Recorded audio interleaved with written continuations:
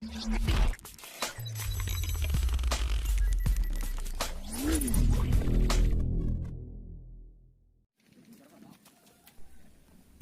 assalamualaikum warahmatullahi wabarakatuh. Balik lagi di Lele Channel. Baik teman-teman, di sini kami akan menjelaskan sedikit tentang perbaikan kolam ya teman-teman. Jadi dalam video kali ini sudah ada kolam yang telah selesai dipanen, sudah selesai satu periode untuk budidaya ikan.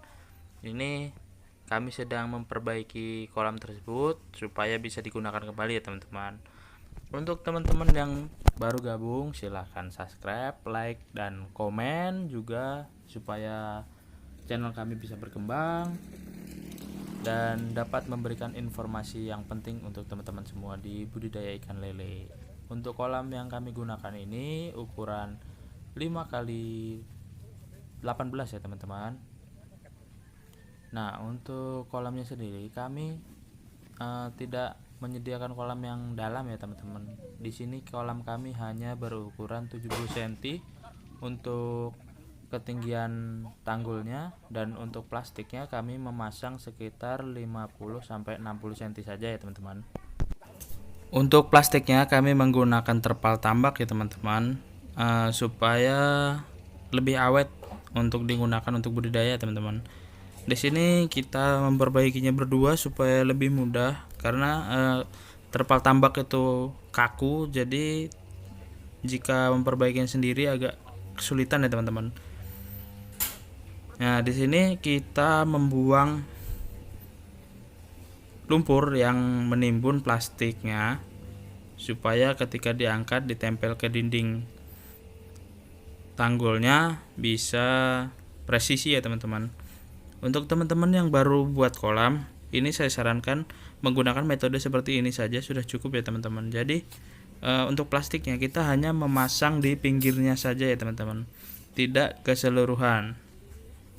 Hal ini dimaksudkan untuk mempermudah pemanenan dan pembuatan kolam, juga untuk lebih menjaga kesehatan dari ikan teman-teman.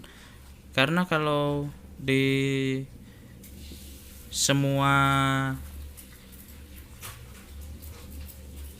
kolamnya, di seluruh kolamnya maksudnya, itu menggunakan plastik, itu tidak terlalu baik untuk kesehatan ikannya ya teman-teman.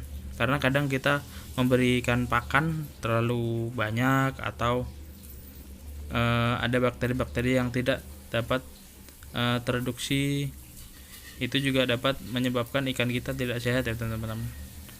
Tapi jika dasarnya itu akan tanah, itu mudah-mudahan ikan kalian lebih sehat daripada yang dasarnya plastik ya teman-teman. Itu juga lebih mudah karena kita tidak beresiko. Kalau plastik itu kan mudah bocor ya teman-teman jika waktu panennya kita masuk ke dalam kolamnya. Tapi kalau tanah seperti ini tidak terlalu kita injak-injak, tidak masalah gitu. Hanya sampingnya saja itu biasanya yang kita plastik ya teman-teman. Itu kalian bisa menggunakan plastik biasa, terpal ataupun apa saja yang bisa kalian gunakan, yang penting rapat dan tidak bocor ya teman-teman. Ini kami menyambungnya dengan api ya teman-teman, dengan sendok yang dipipihkan, atau bisa juga dengan besi ya teman-teman, yang kita panaskan lalu kita jepit saja. Kalau untuk terpal tambak seperti itu. Tapi jika terpal biasa, yang terpal biru itu yang biasa kita gunakan untuk jemur padi, itu bisa kita jahit ya teman-teman, pakai mesin jahit bisa, pakai jahit pakai tangan juga bisa. Itu tidak akan bocor, yang penting kita bisa menjahit, cara menjahitnya ya teman-teman. Nah, di sini ini adalah kolam yang sudah selesai kita gunakan untuk budidaya. Itu sengaja kita keringkan dalam waktu 1 hari atau 2 hari, itu untuk menetralisir tanah yang di bawahnya ya teman-teman. Paling enggak tanah yang di bawahnya itu sudah terkena panas, jadi bakteri-bakteri yang ada di kolam itu sudah terjemur dan terurai oleh matahari ya teman-teman. Nah, di sini kita menggunakan paku atau kawat ya teman-teman. Kawat yang dipotong sesuai ukuran, lalu kita gunakan untuk memaku plastik ini ke tanah ya teman-teman. Jadi tanahnya itu kita buat rata untuk tanggulnya, sehingga ketika kita masang plastik ini kita tidak kesulitan untuk memasangnya ya teman-teman. Jadi ini udah selesai, kita bersihkan plastiknya, lalu kita proses pemakuan. Nah, ini yang di bawahnya juga kami paku ya teman-teman. Untuk di bawahnya itu kita gali sedikit, lalu kita masukkan plastiknya ke situ, lalu kita paku juga dengan kawat yang kita pakai untuk memaku, lalu kita timbun kembali dengan tanah atau lumpur yang ada di sekitar tempat itu ya teman-teman. Usahakan tanah atau lumpur itu agak keras ya teman-teman, tidak yang lumpur lembut itu. Usahakan kita menggunakan yang lebih padat ya teman-teman, supaya menempelnya kuat. Untuk paku juga, untuk yang di bawah itu usahakan lebih rapat ya teman-teman, karena itu rawan untuk dibuka oleh ikan ya teman-teman. Kadang-kadang ikan lele itu kan banyak bergeraknya di dasar, maka kadang-kadang yang cepat kalah itu di bagian dasarnya ya teman-teman. Jadi di sini kita proses pemakuan itu butuhkan 2 orang, yang satu menahan, yang satu memaku ya teman-teman.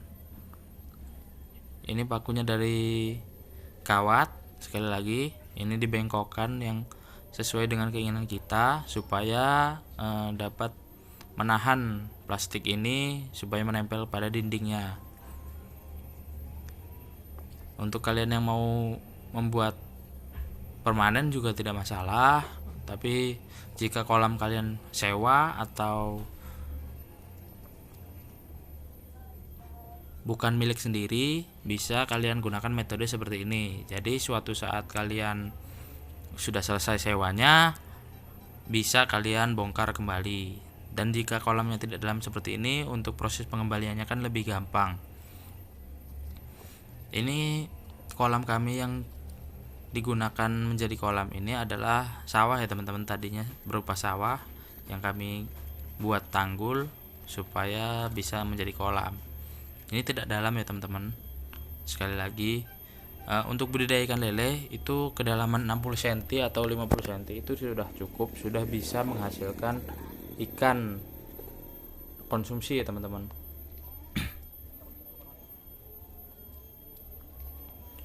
Tinggal kita bagaimana pemberian pakannya saja. Nah, ini untuk satu kali produksi itu biasanya 2 bulan sampai 3 bulan ya teman-teman. Kita gunakan kolam ini untuk budidaya ikan lele. Karena ini kemarin ada yang hujan deras, airnya meluap, sehingga plastik yang sampingnya itu banyak yang jebol ya teman-teman. Tapi tidak masalah, karena kami kemarin sudah hampir panen, jadi tidak merugikan kami ya teman-teman. Hanya kita harus lebih memberikan perawatan lagi ketika setelah selesai panen ya teman-teman. Nah, ini tempat yang saya pegang itu adalah tempat sambungan. Tempat sambungan itu kemarin kami lem dengan besi panas itu, lalu kita gulung ya teman-teman supaya lebih kuat lagi. Karena proses pemotongan ini ada sisa, makanya kami gulung pas di tempat sambungan ini. Nah, usahakan sambungan itu tidak di pojok ya teman-teman. Usahakan di tempat yang panjangnya atau pas lebarnya, jadi tidak pas di pojok, supaya nanti kita lebih mudah melipat atau menggulungnya ya teman-teman. Nah, ini ada sedikit gangguan dari tanggulnya itu karena kemarin sempat jebol, makanya tanah yang di bawahnya sudah terkikis oleh ikan lele dan bagian atasnya itu menonjol ke bagian luar ya teman-teman. Ini nanti dapat mempengaruhi ketinggian airnya ya teman-teman, makanya kita harus ratakan. Bisa kalian potong atau kalian kurangi dengan cangkul, atau bisa kalian padatkan seperti ini juga tidak masalah. Yang penting bagian tanggul itu rata ya teman-teman, supaya kita waktu memberdirikan plastiknya itu mudah dan dapat sesuai.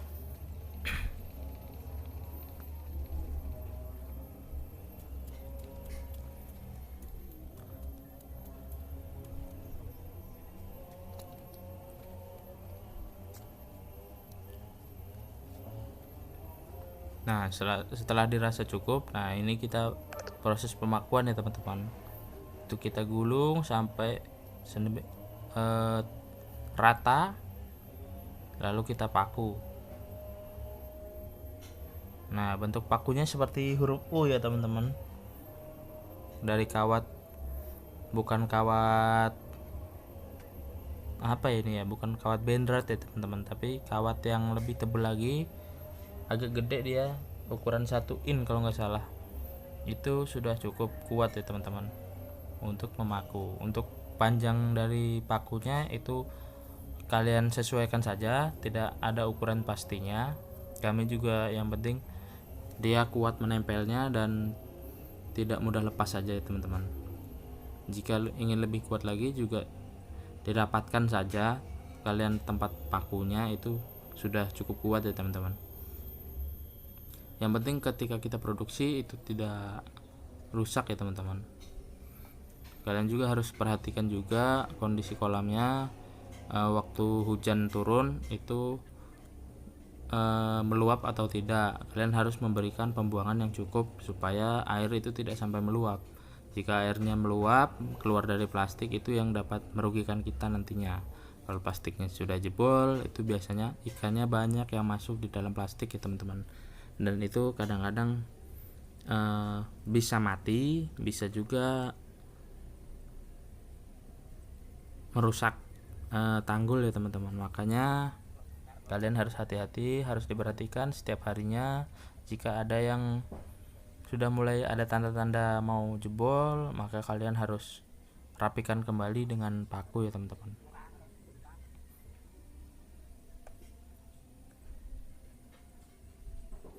Oke, setelah selesai dipaku seluruhnya, kalian bisa langsung tutup beberapa tempat yang menurut kalian itu kurang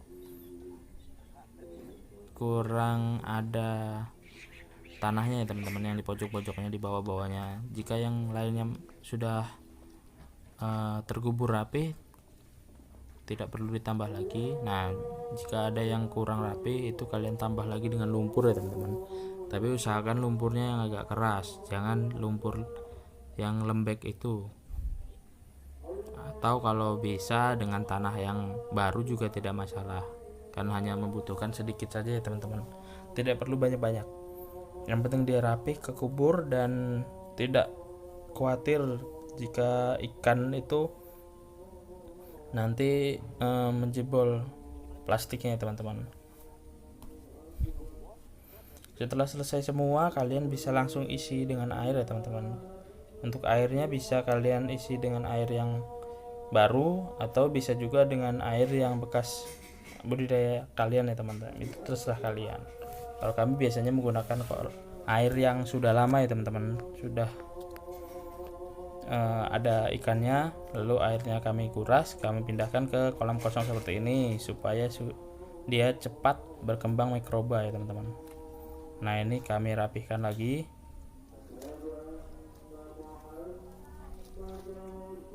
Setelah kita rapikan, langsung kita bisa isi air ya teman-teman. Oke, mungkin segitu dulu info yang dapat kami berikan. Jika nanti ada info lainnya, akan kami buatkan videonya untuk teman-teman semua. Terima kasih.